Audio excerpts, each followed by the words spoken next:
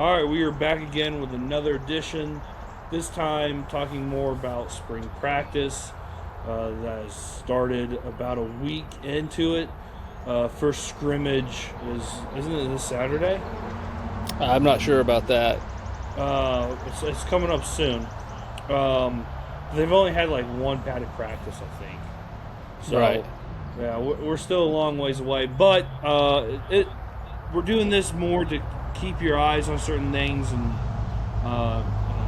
see what kind of comes out of it going into fall camp. But first, let's just talk about really. I gotta tell you, outside of football, I'm not, because there's been some really embarrassing moments in Georgia football history. Not recently, but there has been. But this, I think, that tournament loss that Georgia had going into the tournament, losing the SEC championship, or not championship, sorry, but the SEC tournament, didn't need it, so it wasn't that big of a deal, but it was a predictor, or I don't know what word I'm thinking of, but it showcased what the issues were going to be in the tournament, losing to St. Louis, and I have to say, one of the more embarrassing sporting events in Georgia athletics outside of football. It was embarrassing. You know, there's two sides of the coin with this. I agree with you. It was embarrassing.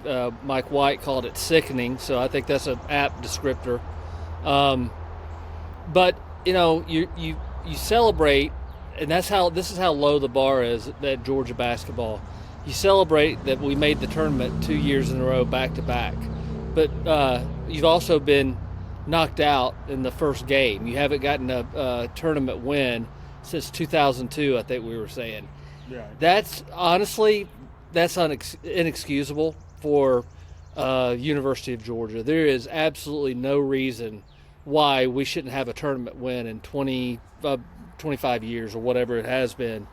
And I was listening to Bruce Pearl, and you could say what you want to. You could like him, dislike Bruce Pearl, but I found him rather transparent, or what I felt to be transparent.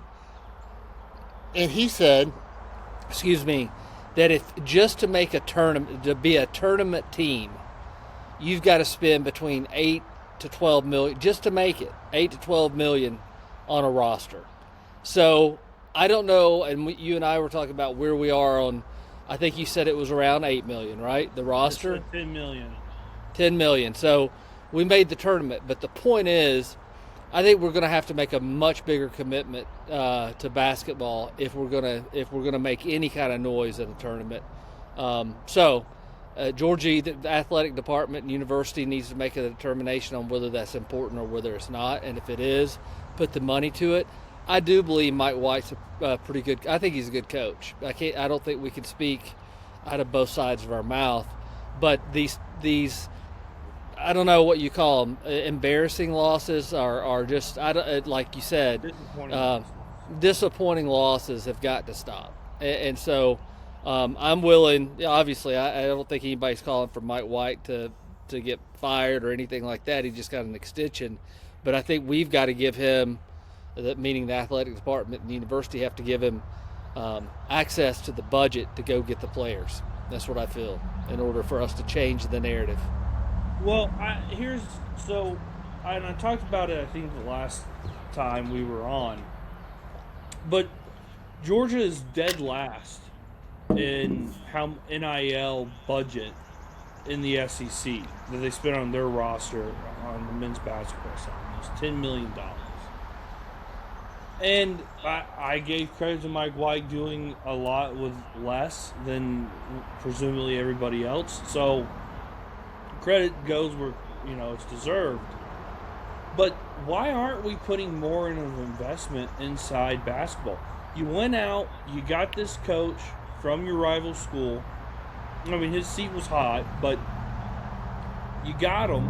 You paid him a pretty penny to turn this program around, and there doesn't seem to be any investment at all from an athletic standpoint on the budget. And I get it. Like, the football program feeds the rest of the athletic programs.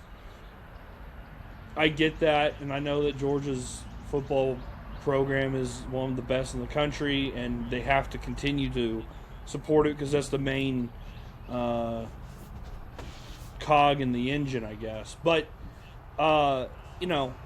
it's kind of inexcusable when you got the Vanderbilts, Florida, Alabama, Auburn, Tennessee, South Carolina, Arkansas.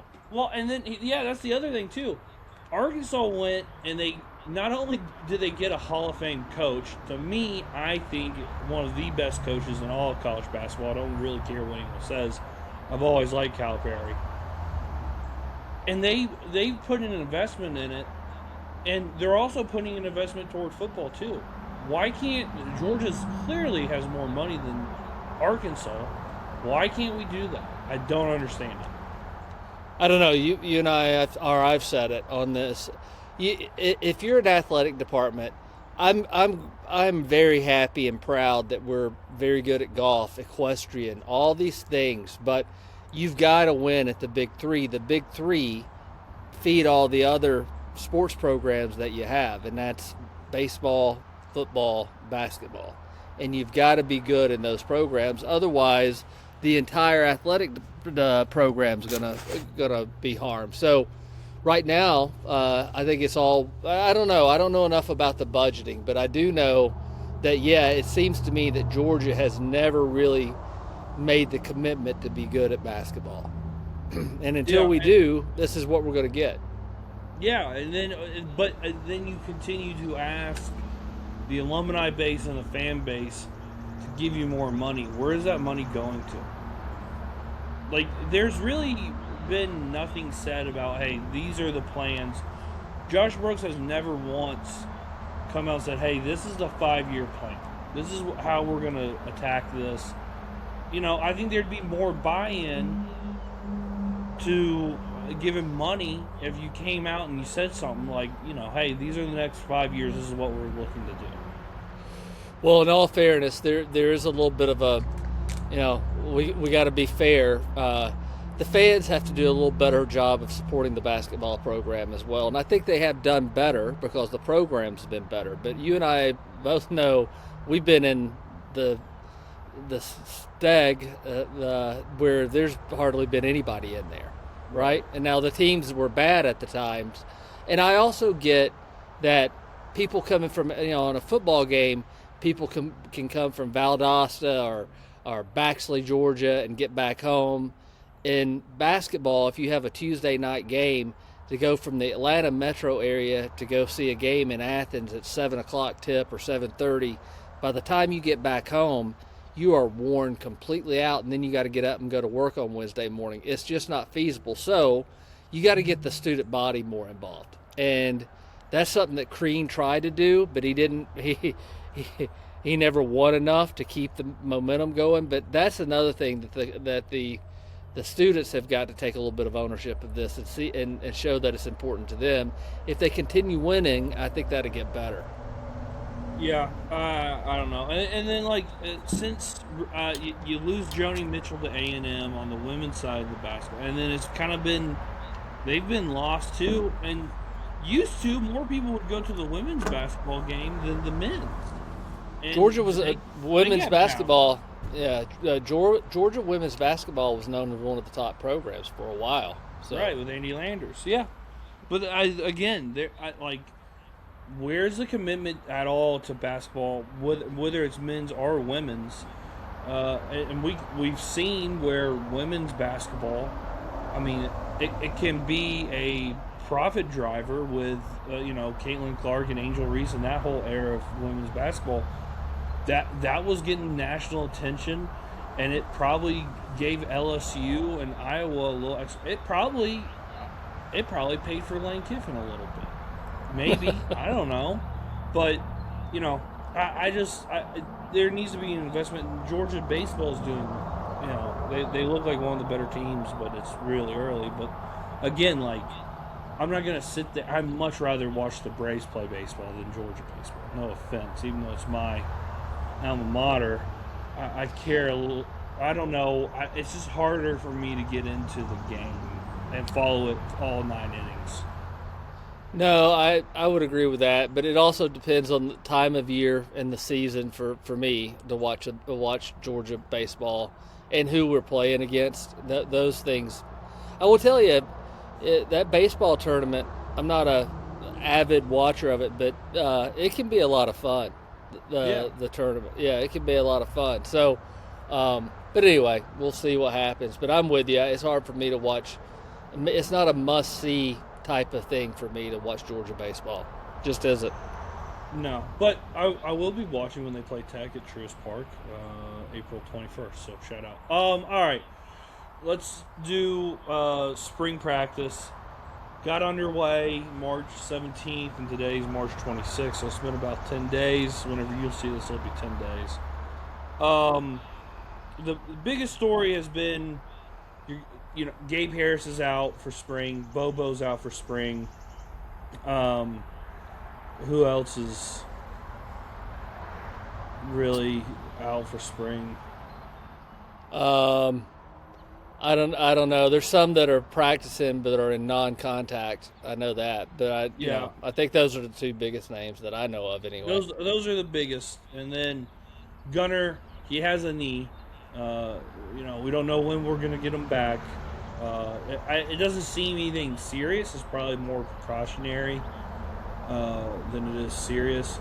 And honestly, he gets killed enough through 13, 14 games. Yeah. You might want to put him in bubble wrap during spring. And I think his challenge, is better for him to sit and watch than it is for him to play in spring this year to develop and learn how to read a little bit better and get more confidence and layering passes. I would agree with that. I think, how many years has Gunner been there now? 5? Yes, his fifth year. And this has been a pretty cohesive playbook, right?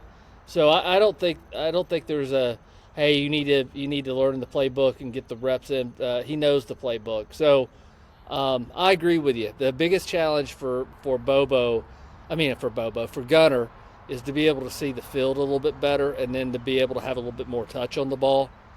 He's shown the ability to do that in flashes, but I think consistently being able to do that, and I don't think it hurts if he doesn't get reps or doesn't, whatever for spring practice. I don't think it's that big of a deal as long as he's ready to go for fall. And probably helps just in case, break glass in case of emergency, if something does happen with Gunner. You got Pug, and then you got Ryan Montgomery. You got to get those guys reps, yeah. Yeah, you got to get them reps. And then also, no one's really talking about but Hezekiah Melinder. Diamond in the rough, I think they took him because he's a project. I think he can be really good. Is this kid from Kennesaw State? Kennesaw State? No, he's from Athens Clark. Oh, really? Okay, all right. And originally from Goodyear, Arizona. But he's a project, but I think he has every measurable and he has the talent. So getting those guys reps is big. But anyway, the biggest question going into the season is mainly the offensive side of the ball. Defensively, Georgia's going to have a lot of depth in the front line with the linebackers and your defensive linemen. They're going to be fine in the front seven. They're going to have a ton of depth and quality depth as well. But offensive line-wise, a lot of questions because you lose Monroe Freeling. You lose who's the right guard? Help me out here. I'm blanking on the name. So you also lost Micah Morris, That's right? what I was talking about. Yeah. So you lose Micah Morris and you lose Monroe Freeling. So there's now a question, and then also the transfer portal. You lost Bo Hewley, who's basically that sixth man on the rotation. So for right now, it looks like Green is going to be left tackle.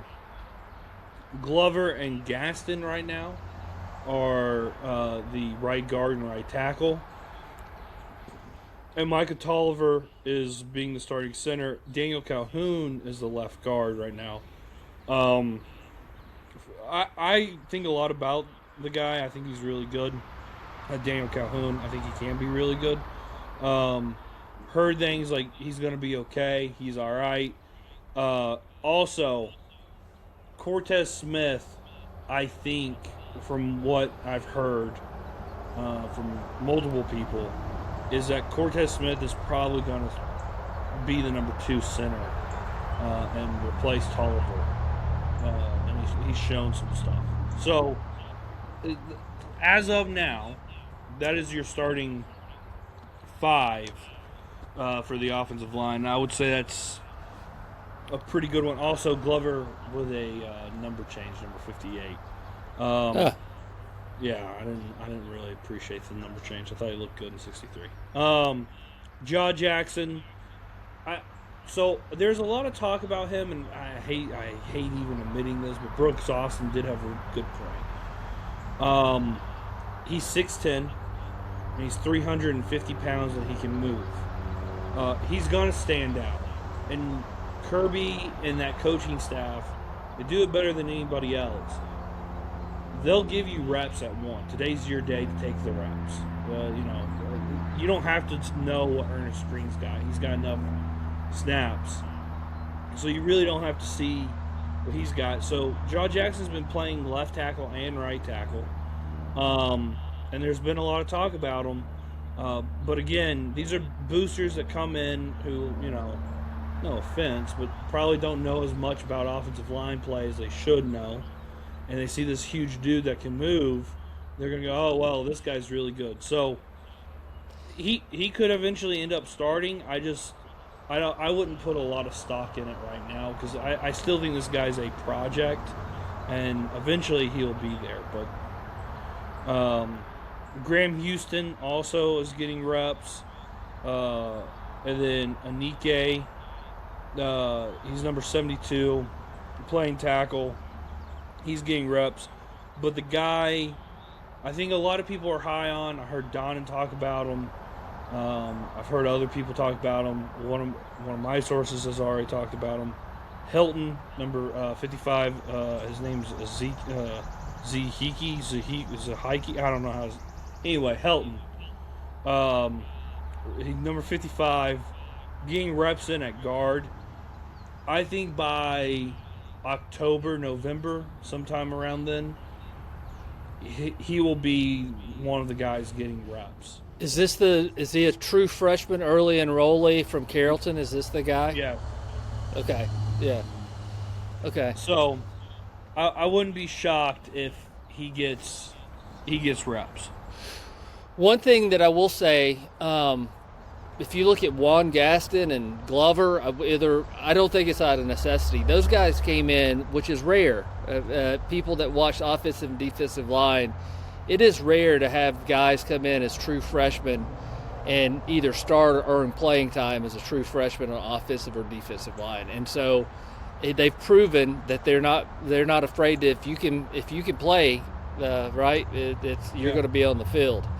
And I'm curious to see he was an off-field analyst last year. A lot of players, a lot of Monroe Freeling on, his interviews on Pro Day or wherever it was, had glowing things to say about Rauscher and what he brings to the table in terms of just like schematics and new ideas and being in NFL. But they also talked about on the field, you can see why Kirby Smart likes him, because he's extremely vocal and every rep matters. And he's evidently very demanding on the field. So, which is all good stuff. We'll see if that parlays into not underachieving on the offensive line. Well, and here's the other thing, too. He comes in last year, there's been a complete different attitude change, and I think we would both agree that there has been an improvement on offensive line play, and I think that's directly correlated to his arrival. I will tell you this, whether it is correlated, I want to give Guy credit. I'm not close enough to the program. But, yeah, last year's offensive line, especially as much rotation as they had in there, the run game especially was much improved over where it had been the last 2 years. The next thing is wide receiver. Georgia, they were looking to get more guys, I think, in the portal. Didn't really work out. They got Isaiah Canyon. A lot of PR coming out for Isaiah Canyon right now. I don't know if that's. I don't know how to sniff that one out. I think it's a good thing. But he's been physical. He's been a leader in the group. You were saying something before we got on about it. Well, people that have watched practice have seen him. They said he looks good getting off the bus. He looks like a completely mature, big, physical wide receiver. So those are all really good things. But again, like Kirby has said, I don't know how many padded practices they had, and I'm sure coming from Tech, in that Buster Faulkner office, how important it is to block him as a receiver. I'm sure a lot of those qualities and characteristics play out, but this has largely been underwear Olympics so far. You can look good coming off the bus, but until you start lining it up and buckling the chin strap and meaning it for real, I'll reserve my, I want to see. But he sounds good. Yeah, sounds all good. So your Z wide receivers, so you, number one on the outside is going to be, your rotation is going to be Isaiah Canyon and then C.J. Wiley. C.J. Wiley, another change in number 4, and then Isaiah Canyon, number 6 now. And then your Y, which is your outside guy, number 2, is right now is Landon Humphreys, who played a little bit of slot. I find that interesting. And then Talon Taylor, is it Talon? Talon Taylor, I believe. Yeah. Also with a number change, number 1. I think you're going to get a healthy dose of either one of those. And the exciting thing is both those guys can kind of be a slot guy. Isn't Talon Taylor the guy out of, I forgot, Illinois? And he's supposed to have superb speed, like track speed, right? Yeah, he's a 5-star, yeah. All right. Well, a second year in the program, right? So it's time now. It's money-making time for these guys. Yeah. And then your slot, right now, your starting slot receiver, Sokovie White, also another number change, number 0. Added on muscle. A lot of people. Did he? Yeah, a lot of people are talking about that. He looks bigger. I think why Georgia didn't go so hard on because they were looking to add another slot guy. I think they kind of know what they got out of Sokovie. I think he can be really good. So I think I would expect a lot of big things out of Sokovie. And he was getting playing time toward the end of the year, too. And he was seeing more of the field as the year went on. But then another slot guy, Landon Roland. Also, I wish he kept the 84 because it looked like Lyde McConkey Jr. It did, yeah. But he changed to number 8. So that's your rotation right now for wide receivers. I would say it's a pretty good room. I'm not going to lose sleep over it. Well, I mean, to me, it's the biggest question mark because it's probably where you had the biggest impact in terms of turnover, right? You lost a lot of 3 guys to the NFL out of there. Zachariah Branch, Thomas, and then Colby Young. You had 4. Colby Boy, yeah, that's right. Colby Young is who I was thinking, but I forgot about Bell. So 4 that contributed to a lot of yardage last year. So that's going to be tough to kind of regenerate, but hopefully those guys in the room can do it. There are a lot of unproven talent. I think we would agree with that. And I would say, in the era of football that we're in, guys that's come in that are 5-stars, sit as freshmen, they're looking at this as a 2-year plan. So it's now for these guys to start. They should know the playbook. Now it's time to start showing what you can do. So I have high expectations, but it's not based on anything other than what should be because I haven't seen him play enough. Yeah. All right, and then tight ends. Elias Williams, I think everyone's high on him. From what I've heard from different people, guy's not going to leave the field. He's going to stay on every play. I think his talent is too great for him not to play.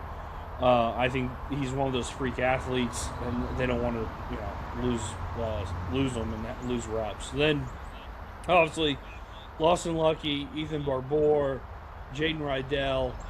I mean, at some point, you would think that they're going to lose one of these tight ends to the portal. They've held on to them, and they're just freak athletes. There's a lot of bodies and only one ball. Yeah, I was going to say, as far as depth in the tight, I don't know of another tight end room in the country in college football has more depth and also more versatility in the types of tight ends that we have than we do. So yeah. It's luxurious.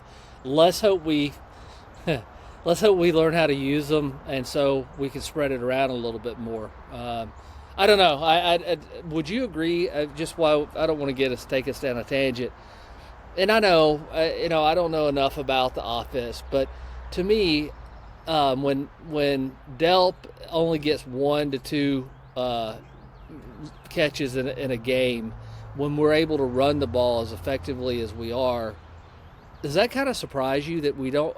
But I also think there's an element of not wanting to throw over the field, and that's Gunner's instinct and that's Bobo's. Yeah. Yeah. And it's Bobo's. A little bit, but look, they use a Brock, and that was Bobo's offense. So you got to have a guy that can let go of the ball and be okay with the consequences, and I think in order for Georgia to take that next step, that's where I would agree on Gunner to do that. So, yeah, no, I agree with you. Not utilizing the middle of the field is a big problem whenever that's the biggest portion of the field. Yeah. And that's one of the biggest differences I see between Bobo's offense. Between Bobo's offense and Monken. Monken used every inch of grass from sideline to sideline and end zone to end zone. So yeah. And then really, we all know Chauncey, Nate Frazier, they're going to be fine. I think Chauncey added more muscle. That's what everyone's really raving about. But Dante Dowdell, he's going to add a little something to the offense because he's a home run hitter. He can take his 75 and blow past people, and he's big, strong. He's going to be the power back, I think. So I think this running back room, if the offensive line can do as well as they did last year, I think this running back room could be dominant. I'm going to be curious to see because whatever they call it, the wide receiver screen or where we through it sideways to branch, there's an element of that I think we could get with Frazier. He's dynamic enough, but Frazier has got to get better at catching the ball out of the backfield. I've seen people in comments are like, we've got to throw the ball to Frazier. Frazier's got to be able to fluidly catch it a little bit better than what he's shown, and hopefully that is a skill set that because I think he could be a powerful tool being utilized that way and replace some of that stuff we were doing with Branch by using him that way. But he's got to be able to catch the ball fluidly, and Gunner's got to be able to put it in the right place for him. But he's not a natural pass catcher. If you watch, would you agree with that? Yeah, it's you can tell how he catches the ball. It doesn't come naturally to him. I'm sure he has the ability. He's an athlete, but I hope to see improvement there. All right, let's wrap it up. Biggest question that you want answered by the end of the spring?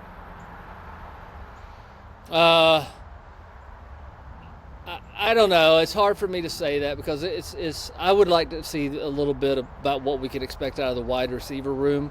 It's really how this offensive line is going to come together, but I don't think you're going to really see that in spring. They're not going to run the ball the way they would normally run it, right? They're going to, because they don't want to get people hurt, and they're not going to pound it. So I think what I'm looking for is who steps up. Is some of C.J. Wiley and Taylor and some of these guys that have, came out with high star ratings, are they going to be able to parlay that into actual, production? And so I think that's the biggest thing I'd like to see coming out of spring. I would like to see the rotation of the offensive line. Who's that sixth guy? Nothing's concrete, obviously, in spring, but it gets pretty close with, you know where you're at. You know where you're standing. So seeing that rotation, seeing how the offensive line's put together, to me is the biggest question going in to fall camp, going into the season. G-Day is officially March 18th at 1 o'clock. No TV. April. Oh, did I say March? Yeah. April 18th, 1 o'clock. No TV, so get your tickets, show up. It's Athens on probably a nice spring day. When did they go and sell? Have they announced that yet? March 30th. Okay, so Monday, right? Monday, yep, Monday. So get your tickets, show up. That I'm sure that buys maybe a wide receiver, or I don't know what it buys, but it buys something. So it has an impact on recruiting. It definitely does. It definitely does have that. So, and it's only $10, so not that big of a deal. All right, well, we'll come back with another edition. We'll talk about probably more stuff about spring, more in depth about what we're hearing, and then also we'll do more Mount Rushmore top 5 lists because people actually like those, so we'll keep them coming. All right, and remember to like and subscribe.